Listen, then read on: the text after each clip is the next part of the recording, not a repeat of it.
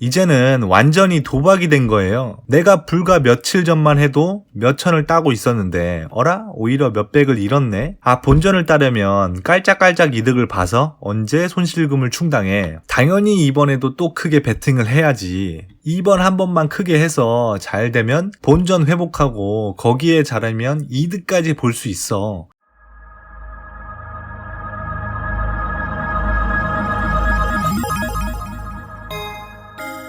안녕하세요. 소설가 DC입니다. 오랜만입니다. 돌아온 탕자 소설가 DC가 오랜만에 인사드립니다. 근래 들어 좀 많은 일이 있다 보니까 멘탈이 좀 나간 상태라서 영상 제작을 좀 쉬웠었는데 다시 돌아왔고요. 다시 한번 좀 으쌰으쌰 해가지고 영상 제작을 해보도록 하겠습니다. 우선은 저번에 하던 이야기를 좀 마무리를 해볼게요. 아시아나항공에 풀베팅했던 그 시점으로 돌아가서 썰을 좀 풀어보겠습니다.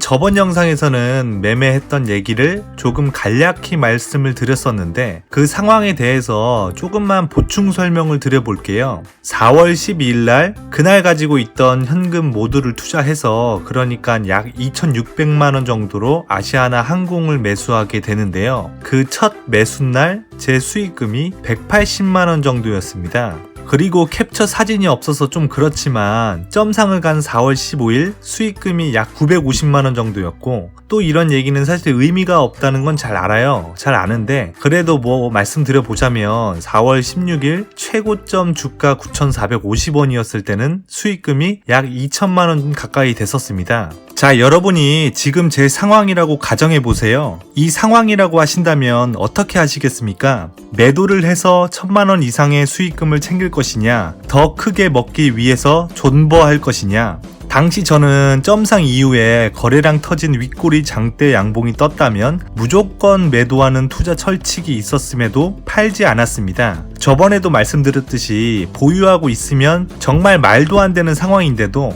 탐욕이 제 눈을 멀게 한 거예요. 내로남불 잘 아시죠? 내가 하면 로맨스, 남이 하면 불륜인 거예요. 3자 입장에서는 그렇게 객관적으로 보던 것들이 내 경우가 되면 그런 상황들에서 예외가 발생하기를 바라는 거죠. 스스로 뭐라고 생각하냐면 차트, 매매 동향, 뉴스 등 분석했던 것들은 다른 종목들 얘기고 이건 아시아나항공이라고. 이 매각건 대한민국을 흔들 이슈가 하루 이틀 슈팅하고 끝날 이슈야? 한번 흔들고 다시 한번 슈팅 나올 거야. 종목과 사랑에 빠지는 행위는 다시는 하지 않겠다고 다짐을 그렇게 많이 했음에도 탐욕에 눈이 멀게 되면서 판단력이 흐려지게 되는 거죠. 그리고 곧이어 여지없이 단기 고점에 따른 투자주의, 투자 경고를 단기 과열 완화장치 3거래일 단일가 매매에 돌입하게 되면서 주가는 굉장히 출렁이게 됩니다. 그리고 단기 과열 완화장치 3거래일 마지막 날 다시 윗꼬리 짧은 장대 양봉이 나오게 되면서 저는 다시 한번 판단의 기로에 서게 되는 거죠. 지금이라도 물량을 정리해서 1,000만원 이상의 수익을 챙길 것이냐, 더 크게 베팅해서 인생 한방 제대로 쇼부 볼 것이냐. 저는 이때 후자를 선택하게 됩니다.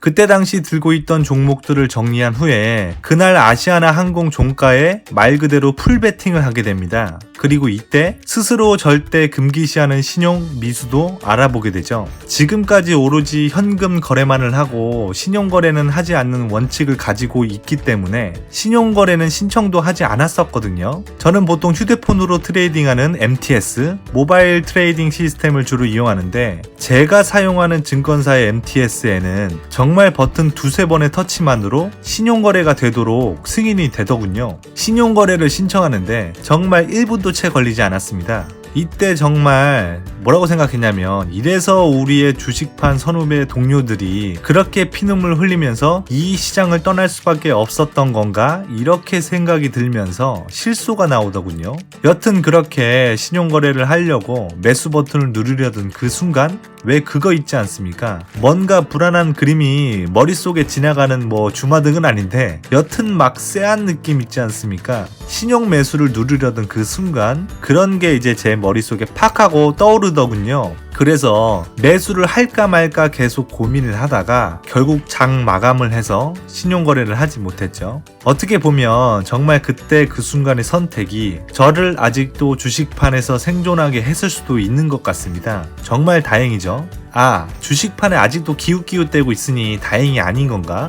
여튼간에 그렇게 금요일 종가에 추가로 거액을 아시아나 항공에 베팅하고 종목 토론방에서 찬티들과 안티들의 글을 보면서 주말을 보내게 됩니다. 그리고 맞이한 월요일 아침장, 장이 시작되고 갭으로 띄워 출발하던 아시아나 항공 주가는 크게 하방으로 내려받고 주가가 크게 출렁이게 됩니다. 결국 그날 종가는 전거래일 대비 60원 오른 8,210원에 마무리되게 됩니다. 사실 돌이켜보면 이때라도 매도를 했어야 했고 아무리 늦어도 그 다음 거래일의 아시아나 항공 시초가가 이전 거래일 종가 밑으로 치고 내려갔던 그 순간이 마지막 매도 기회였습니다. 하지만 저는 하지 못했습니다. 그때도 매도하지 못했어요. 지난 시간에 말씀드렸던 그 얘기 기억하십니까? 제가 여러 영상들에서 뭐라도 아는 양 떠드는 내용들, 이건 이렇고 저건 저렇습니다 하는 내용들 있잖아요. 그런 상황이 본인에게 닥치면 정말 이런 것처럼 탐욕을 억제하고 객관적으로 판단할 수 있을까요? 쉽지 않다는 거예요. 결론적으로 저는 그 타이밍에 그 행동들을 못한 거죠.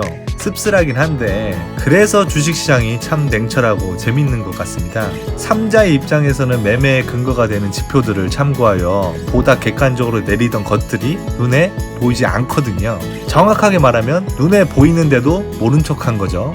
내가 적은 금액도 아니고 굉장히 큰 금액으로 투자하면서 이제 그렇게 크던 수익금이 점차 가라앉고 심지어는 마이너스로까지 전환되게 되는 것이 눈앞에 보이니까 이제 이전의 수익금은 이제 사실은 마이너스가 됐으니 이제 원금이 맞겠죠. 이제 원금 이런 것들에 미련이 생기면서 쉽게 매도, 손절을 할 수가 없는 거예요. 특히 이런 것은 투자 금액이 커지면 커질수록 더더욱 그렇습니다.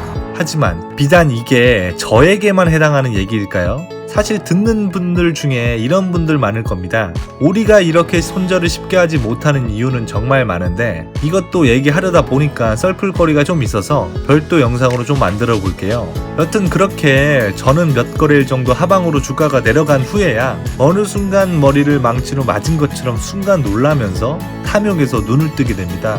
그 순간이 아직도 기억이 나는데 달콤했던 꿈에서 차갑고 냉혹한 현실로 돌아온 느낌이랄까요? 술을 좋아하는 사람이 기분 좋게 술 먹고 다음날 술이 깨서 고통스러운 숙취가 몰려올 때 그 고통이라고나 할까요? 듣는 분들이 공감하실진 모르겠는데 여튼간에 이제 제 계좌의 고통이 눈에 들어오게 되는 거죠.